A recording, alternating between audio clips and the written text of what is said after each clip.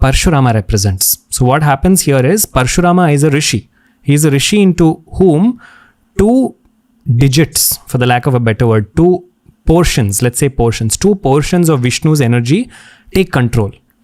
And those instill into him a divine purpose that appears to be very violent, which is that he takes it upon himself to rid the earth of the burden of 21,000 kings. Why 2 digits? These two kalas is how much this Muni is meant to receive from Vishnu. Meaning that these two will perform the job. What he's supposed to do, he's supposed to achieve the death of 21,000 adharmic kings, adharmic rajas. 2 digits of Vishnu is enough for that. Now, interestingly, so Parshurama does that, right? He takes an oath. Essentially, there is his own life story, or the Avatara story tells us that he finds that his father has been beheaded because of these kings and their sense of arrogance. So to check that, he says, I'll rid the earth, which is Vishnu renewing his pact to Bhudevi, saying, anytime somebody takes you for granted, I will come and I will ensure that balance is restored. Now, when this is finished, this is a very beautiful avataram because this avataram overlaps into the next one. Right after Parshurama comes Rama. Parshurama and Rama meet. When do they meet? They meet in Ramayanam at the time when Rama and Sita they've gotten married. In Mithila, Shiva Dhanush is broken. He breaks Shiva's bow, Rama. I know I'm jumping to the next avataram, but that's to show how the connect happens here. As soon as Shiva's bow is broken, Sita comes, marries him, and that prophecy is honored, or rather Janaka's condition is fulfilled, that only somebody who breaks the bow or somebody who lifts the bow can marry his daughter, and he breaks it.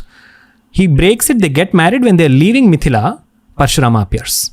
And he says, who is it who had the audacity to break my Ishtadevata's bow? My Ishtadevata Shiva. So in that point, he gets into a combat with Rama. Really? Yeah. And Parshurama recognizes that this is none other than Vishnu. Parshurama himself, who is an avataram, recognizes that this is the complete manifestation of the Lord in front of me. He gifts him Vishnu's bow.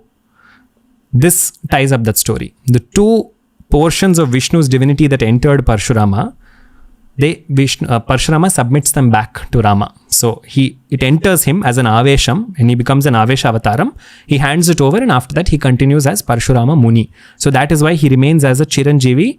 One is because Vishnu's divinity entered him and exited him, but the Chiranjeevitvam, or the immortality, is also a blessing that is bestowed upon him. So Parshurama is a very, very interesting avataram that again talks about the idea of intense protection. It's fierce protection. Protection isn't always gentle and kind. Sometimes it needs to be fierce.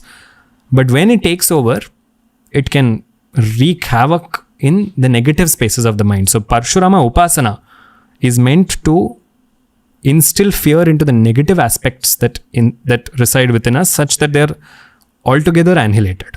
Parshurama creates way for that positivity. So very, very strong avataram.